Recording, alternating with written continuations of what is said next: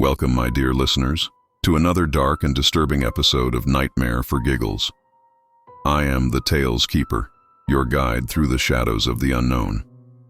Tonight we unravel the sinister stories of three dolls, innocent toys meant to bring joy, yet somehow twisted into objects of fear and nightmares.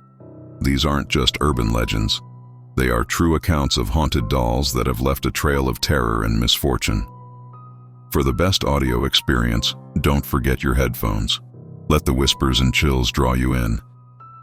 As we begin, our first story takes us to Japan, a land known for its rich culture and ancient traditions, but also for its ghostly legends. In the town of Hokkaido, a little girl's innocent plaything became a vessel for something far more sinister. This is the story of Okiku, a doll that still resides in a temple to this very day, its long black hair continuing to grow, almost as if it's alive. It all began in 1918. A 17-year-old boy named Eikichi Suzuki was visiting Sapporo, the bustling capital of Hokkaido, when he saw a beautiful doll in a shop window. It was around 40 centimeters tall, with piercing black eyes, porcelain skin, and dressed in a traditional kimono. Eikichi thought it would be the perfect gift for his 3-year-old sister, Okiku, so he bought it without hesitation. When Eikichi returned home, he gave the doll to Okiku, who was overjoyed. She named it after herself and carried it everywhere. The two were inseparable. She would brush its hair, change its clothes, and even talk to it, as if it were a real person. But life can be cruelly unpredictable, and within a year, tragedy struck. Little Okiku fell ill with a high fever. Despite the best efforts of doctors, she passed away, leaving her family heartbroken.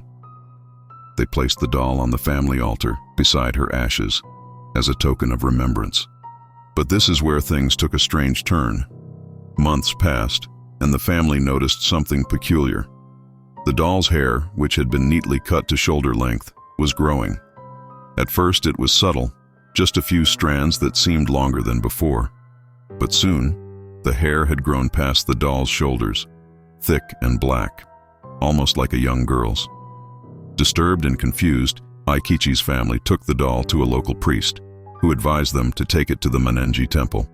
The priests at the temple were skeptical at first, but as the years went by, they too saw the hair growing. They trimmed it, but it would always grow back. Strangest of all, the hair was analyzed and found to be human.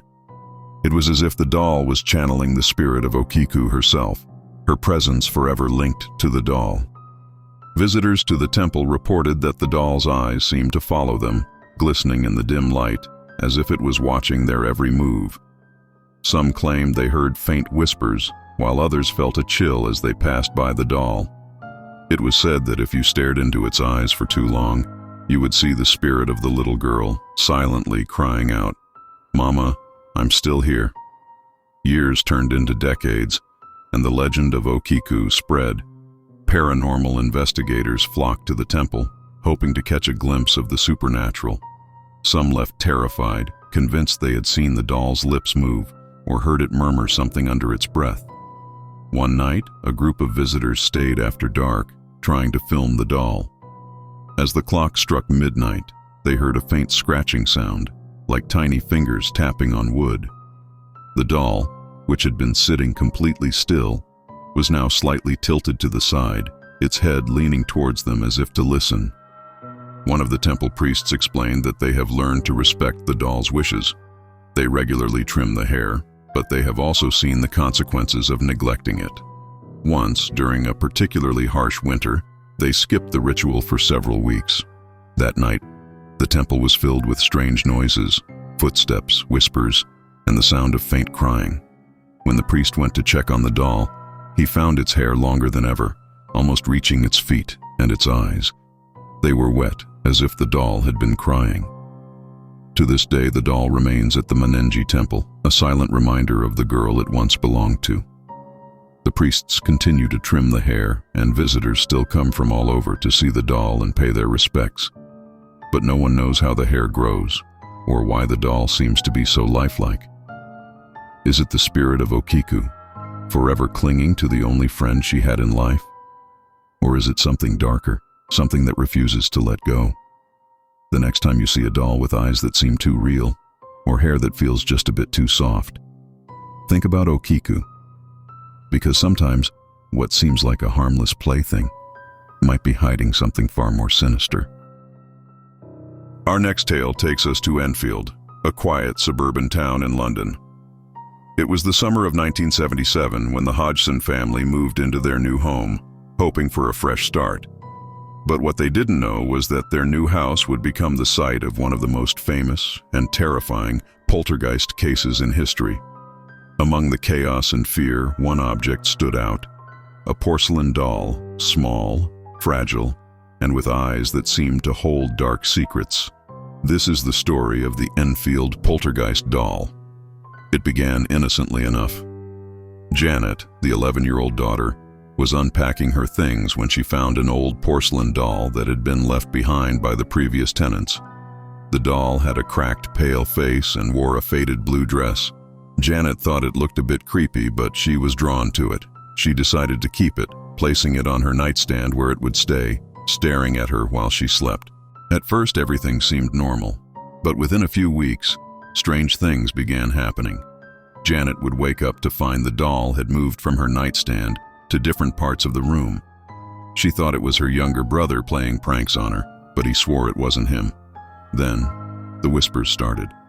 Late at night, as the house grew silent, Janet would hear faint, unintelligible murmurs, almost like someone was whispering secrets just out of earshot. Janet's mother, Peggy, initially brushed off her daughter's fears, thinking it was just an overactive imagination. But then Peggy began to notice things too. Lights flickering, doors creaking open by themselves, and that unsettling feeling of being watched. One night she entered Janet's room to check on her, and there it was.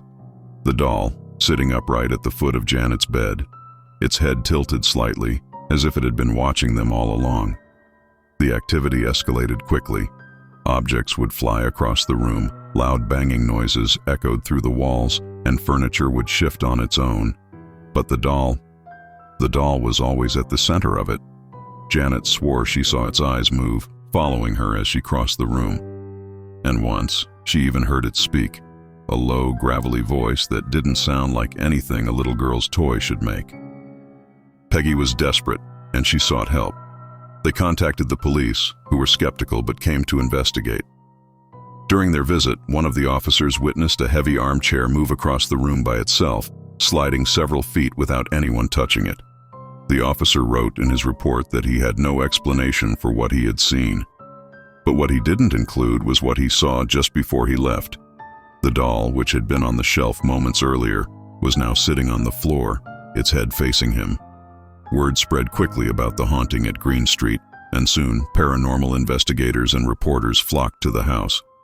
Most came in curious, but left disturbed.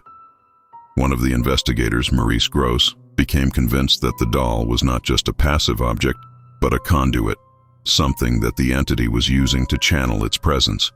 During one of their late-night sessions, the investigators left a voice recorder running. When they played it back, they heard something chilling.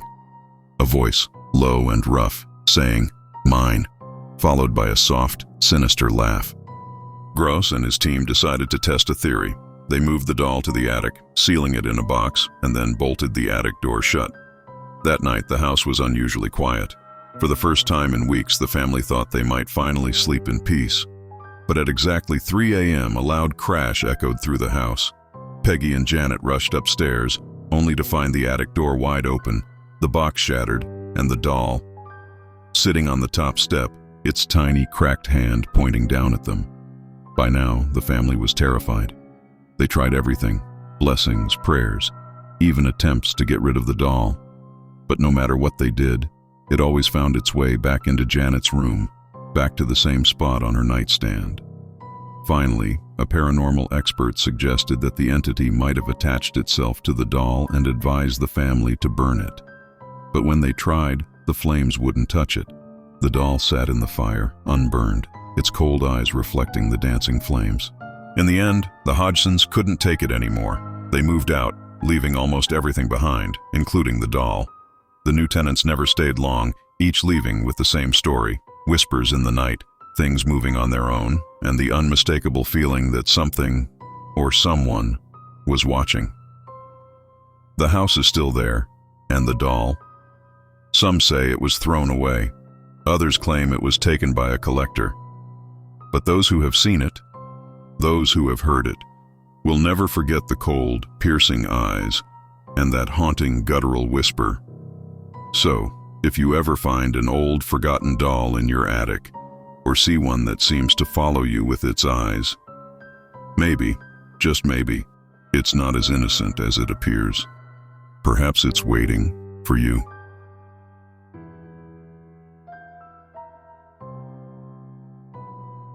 For our final tale, we travel to the sun-soaked island of Key West, Florida. But don't let the warm weather and gentle ocean breeze fool you.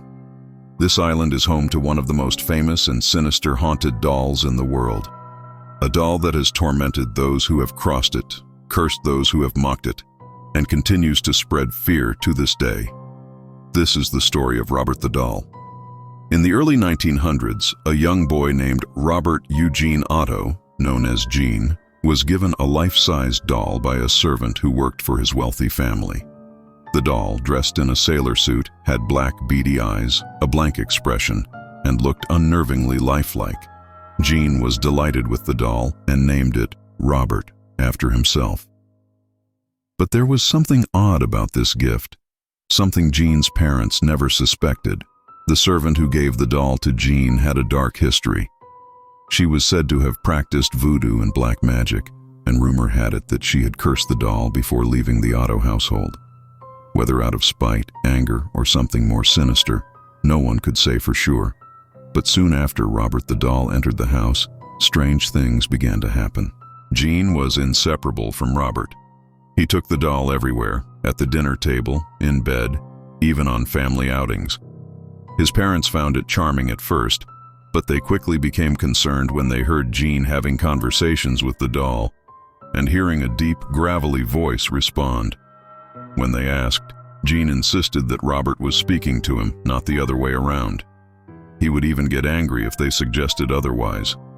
"It was Robert," he'd yell. "Robert did it." Soon things escalated. Gene's parents would wake up in the middle of the night to the sound of tiny footsteps running down the hall, followed by soft giggling. They'd rush to Gene's room, only to find Robert sitting in a different spot from where he had been left, his blank eyes staring right at them. When objects in the house began to move on their own, vases smashing, chairs overturned, and doors slamming, Gene would insist it was Robert. "He doesn't like it when you're mean to me," he'd say. One afternoon, Gene's mother walked past his room and heard him talking in a frantic, hushed tone. She opened the door and found him cowering in the corner, while Robert sat upright on the bed, its head slightly tilted, as if it was watching her. "He's angry," Gene whispered. "I don't know what I did, but he's angry." The Otto family was desperate, and they tried everything to separate Gene from the doll. They locked Robert in the attic, but Gene would find him again, sitting on his bed, waiting for him. The neighbors began to report seeing a small figure in the window of the Otto house when the family wasn't home, a doll-sized shadow that would move from room to room. Some claimed to see Robert's expression change when they looked at him, his lips curving into a sinister grin. As Gene grew older, he moved away to study art in Paris, leaving Robert behind. But when his parents passed away, he inherited the family home and returned to Key West, and so did Robert.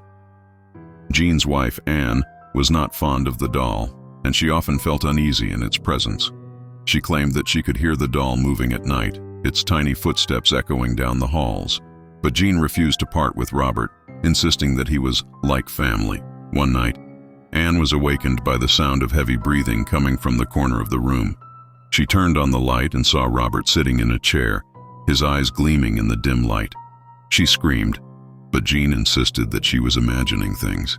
The next morning, Anne found claw marks on the wall, as if something had been scratching at it all night. After Gene's death, Robert the doll was left in the attic of the Otto family home. But the legend didn't die with Gene. The house was eventually sold, and Robert was donated to the East Martello Museum, where he remains to this day. Encased in a glass display, The museum staff placed signs warning visitors to treat Robert with respect, to ask for permission before taking photos, and to never ever mock him. Those who have ignored the warnings and mocked Robert have reported strange misfortunes afterward. Car accidents, broken bones, sudden illnesses, and even lost jobs. Letters continue to pour into the museum, addressed to Robert, begging for his forgiveness, apologizing for the disrespect, and hoping to lift the curse. Some of the letters are desperate pleas, with people writing that they have seen Robert in their dreams, heard his voice whispering to them, and felt his eyes following them long after they left the museum. To this day, Robert sits quietly in his glass case, watching, waiting. Visitors to the museum can't help but feel his eyes on them, as if he knows who they are, as if he's waiting for one of them to make a mistake, to break the rules. And when they do, he'll be ready. So, if you ever find yourself in Key West and decide to pay a visit to Robert the doll, remember to be polite, ask for his permission, and never ever insult him. Because some things that look harmless are far more dangerous than you can imagine.